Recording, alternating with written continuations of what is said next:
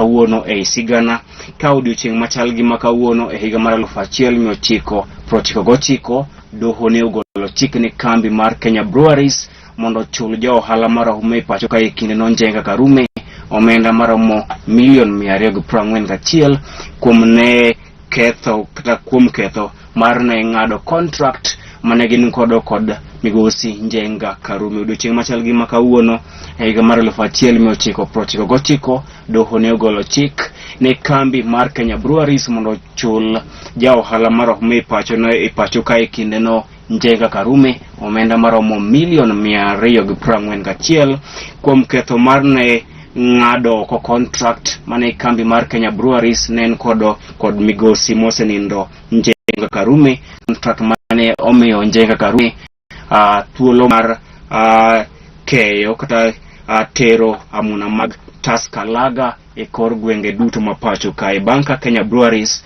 ne ong'ado contract makamano kata wito contract makamano oko, migosi Njenga Karume nodhi e doho kendo doho ne ogolo chik ne Kenya Breweries mondo chule omenda maromo $241,000 kata compensation fee. Mano e kawuono e sigana kata today e history kama odiochieng' machal gi makawuono e higa mar 1999 doho ne ogolo chik ne kambi mar Kenya Breweries mondo omi ja ohala maromo e pacho ka e kinde no osenindo migosi Njenga Karume omenda maromo $241,000 kuom ne ng'ado contract mare ataro kod pen tike mapacho kae. Marwaki cheno ni nyinga Chris Owino kendo koro machiegni mondo alidhni moko kuom thun weche e oboke magwa mapile. Oboke ma kawuono mwadhi chako godo chenro ni en oboke mar The Standard. Oboke mokwongo kawuono en oboke mar The Standard. Thor mar wach en oboke mar The Standard en penjo ni is Waiguru DP secret pick for running mate? Is Waiguru DP secret pick for running mate? After weeks of indecision, Kirinyaga governor boards the hustler train, setting stage for a titanic battle with woman rep Wangui Ngirishi for the governor seat on UDA ticket. But she could also be angling for a national position. Oboke ma The Standard en penjo ni okang' mane Mikai Anne Waiguru okao mare ore kod duond bura mar UDA odiochieng' manyoro en ranyisi ni Anne Waiguru ema dhi bedo running mate mar Jalup Ker William Ruto e yiero maduong' mabiro koso. Bende Anne Waiguru dhi bedo running mate mar Jalup Ker William Ruto e yiero maduong' koso. Maen kalore kod okang' mane Anne Waiguru maen governor ma Kirinyaga ne okao odiochieng' manyoro kama ne oriwore kod duond bura mar UDA bang' wuok e duond bura mar Jubilee kama ne gitimo limbe ne Jalup Ker William Ruto e kar jot mare ma Karen. Kendo Anne Waiguru ne otenore kod MCS maromo 23 maok e county ma Kirinyaga kane olero ni ne okao okang' mar wuok e Jubilee kendo riwore kod UDA nikech jodak ma Kirinyaga ne okwaye mondo riwore kod Jalup Ker William Ruto. Waiguru bende ne odhi nyime kawacho ni min mare kaachiel kod nyithinde kaachiel kod yawuote bende ne okwaye mondo riwre kod Jalup Ker William Ruto. Ma emomiyo odiochieng' manyoro Anne Waiguru mosebedo kasiro lwedo gai mar ODM Raila Odinga kod Ker Uhuru Kenyatta e gwenge mag Mount Kenya region e kinde machien nyoro kao okang' maratipo mar wuok e duond od bura mar Jubilee kendo riwore kod duond od bura mar UDA mar Jalup Ker William Ruto odiochieng' manyoro. Kendo ma emomiyo oboke mar The Standard penjo ni koso ma en ranyisi ni Anne Waiguru dhi bedo running William Ruto e yiero maduong' mabiro. Okang' mane Waiguru kao mar riwore kod UDA nyalo bedo ni en ranyisi ni Waiguru dhi bedo running mate mar Jalup Ker William Ruto e yiero maduong' mabiro koso. Mano e penjo e nyimo oboke mar The Standard. Picha mane nyimo oboke mar The Standard en picha mar governor ma Kirinyaga Anne Waiguru e kinde manyoro irwako ne kondo kod Jalup Ker William Ruto kondo mar UDA bang' kanyoro wuok e duond bura mar UDA duond bura mar Jubilee kendo riwore kod UDA odiochieng' manyoro. Oboke mar adek loso ewi keny mane otimore odiochieng' manyoro e kind princess mar piny Japan mano Princess Mako mane oriwore kod jaherane mane gisomogo e college mano Kei Komoru.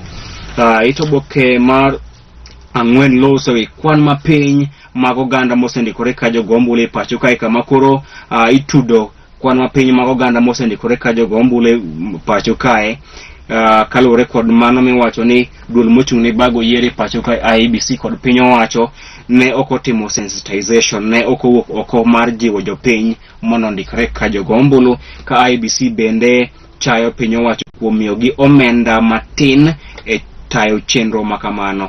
Sani koro piny owacho kod IEBC ichayo kuom ne koso wuok oko mar jiwo jopiny mondo ndikore ka jogombulu, ka IEBC bende chayo piny owacho kuom miye omenda matin e tayo chenro makamano. Mane momiyo IEBC osemnandiko jogombulu manyien maromo 1,800 kod wiye ka ipimo kod oganda 4.5 mane gigeno ndiko e kinde makamano. Ito oboke mar auchiel gikone to gavana ma Kirinyaga Nyadendi Anne Waiguru odiochieng' manyoro ne oriwore ayanga kod duond od bura mar UDA ma itudo kod jalup ker William Ruto kendo wuok e duond od bura mar Jubilee.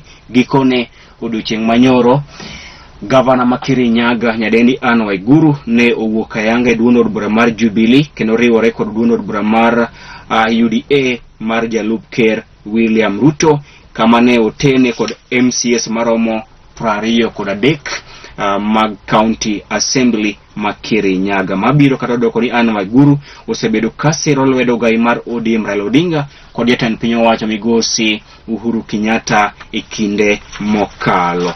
Ito oboke mar ochiko lose wi ywaruok e kind gavana machon ma Nairobi Mike Mbuvi Sonko kod jalup gavana ma Nairobi Nyadendi Anne Kananu, kama Mike Mbuvi Sonko sani koro odhi e nyim doho maduong' kata Supreme Court mar chungo chenro mar keto kata sidho Anne Kananu ka gavana ma Nairobi. Mike Mbuvi Sonko odhi e Supreme Court mar chungo chenro moramora mar sidho Anne Kananu kaka gavana manyien ma Nairobi. Ito oboke mar apar Attorney General mapacho kae ngire Paul Kihara Kariuki odhi e nyim doho mar Court of Appeal kendo kwedo okang' kata bura mane ong'adi kod doho mar High Court mane omiyo ker Uhuru Kenyatta ndalo 14 mar puodho joyal buche 6 mag Court of Appeal.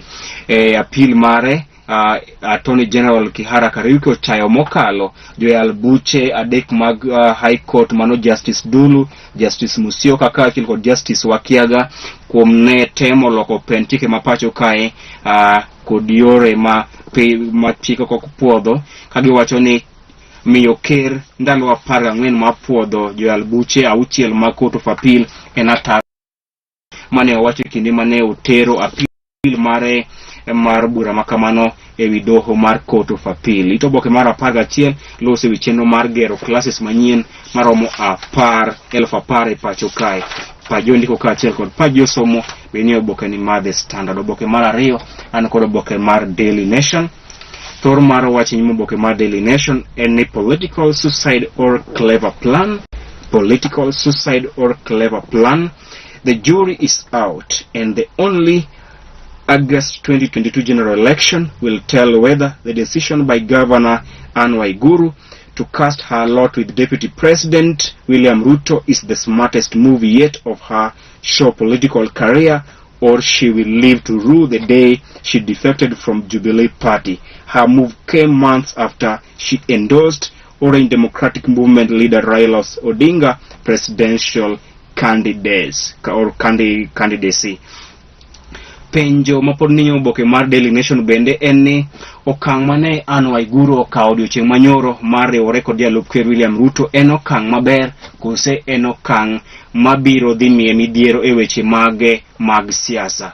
Penjo manie nyimo oboke mar Daily Nation en ni okang' mane Anne Waiguru okawo odiochieng' manyoro mar riwore kod jalup ker William Ruto en okang' maber kose en okang' madhi miye midhiero e weche mag siasa mabiro bang' ka Anne Waiguru ne osebedo jatelo mane siro lwedo ogai mar ODM migosi Raila Odinga e dhi laro kom ker e yiero maduong' mabiro. E kinde machien Anne Waiguru osebedo kasiro mokalo ogai mar ODM Raila Odinga kod jatend piny owacho migosi Uhuru Kenyatta. Kata kamano odiochieng' manyoro Anne Waiguru ne oriwore ayanga kod duond od bura mar UDA mar jalup ker William Ruto, kendo penjo pod nitie ni to odhi tiyo kod ticket mar UDA e laro kom gavana ma Kirinyaga, kendo kose odhi tiyo kod ticket mar UDA e bedo running mate mar jalup ker William Ruto. Pod penjo nitiere mathoth, ka penjo jomoko paro ni Anne Waiguru ne oriwore kod jalup ker William Ruto mondo bi opuodhe kata bi ogwele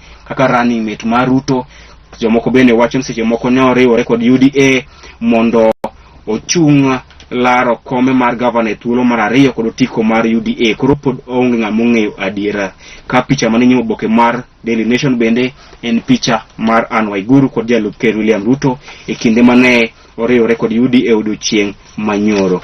Oboke mar ang'wen pod loso mane okang' mane gavana ma Kirinyaga Anne Waiguru okawo mar riwore kod duond od bura mar UDA. Ka koro jolony weche mag siasa wacho ni seche moko ne Anne Waiguru oriwore kod Ruto nikech ogeno ni Ruto nyalo dhi gwele ka running mate mare. Jomoko bende wacho ni seche moko odhi matiyo kod ticket mar UDA e bedo gavana mar Kirinyaga e thuolo mar ariyo, nikech oganda mawuok e gwenge ma Kirinyaga iwachore ni jodak ma Kirinyaga gin johera mag UDA.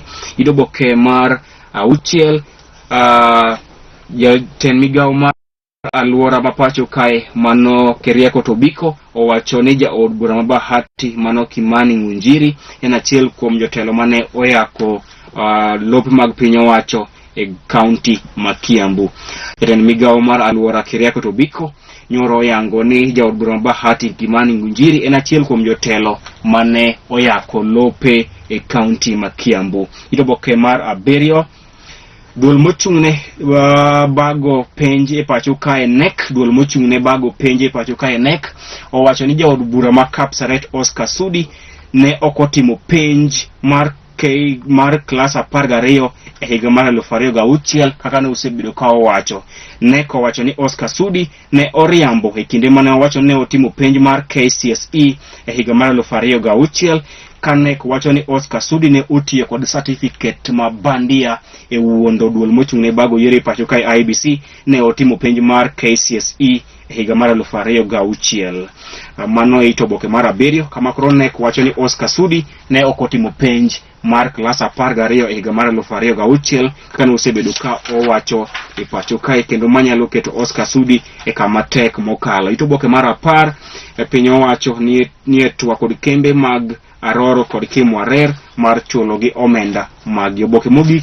An kod oboke mar The Star, kama thor mar wach ni oboke mar The Star loso mana ewi jatend duond od bura mar Ford Kenya Moses Masika Wetangula ma iwacho ni ne ochako moko e kinde machien kapod ne otin nen rawera mane ohero weche mag weche mag Nyasaye, kendo ne oleme od lamo mar jokopere motelo ne bedo okil kamaloka mar adhaye pacho kae.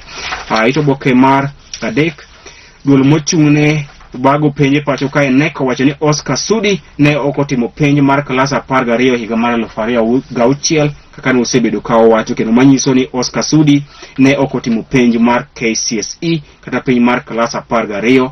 Mano NEC ema ne owacho odiochieng' manyoro.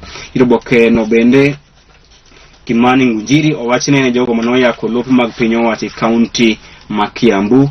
Oboke mar 4 kendo oboke mar 5 loso e ngima mar Moses Masika Wetangula mane jatend duond od bura mar Ford Kenya. Oboke mar 6 Anne Waiguru owacho ni min gi kaachiel kod wuode ne onyise ni mondo riwre kod jalup ker William Ruto. Oboke mar 7 ogai mar ODM Raila Odinga wuok e pacho kae odiochieng' ma kawuono kama odhi e piny Dubai, kama odhi bet e piny Dubai kuom thuolo mar juma achiel. Ogai mar ODM migosi Raila Odinga dhi e piny Dubai kochakore odiochieng' ma kawuono kama odhi bet e piny Dubai kuom thuolo mar juma achiel. Nyakwara mogi mano bende makelo e giko nonro mar oboke odiochieng' ma kawuono. Ibed kod odiochieng' makare. An Chris Owino.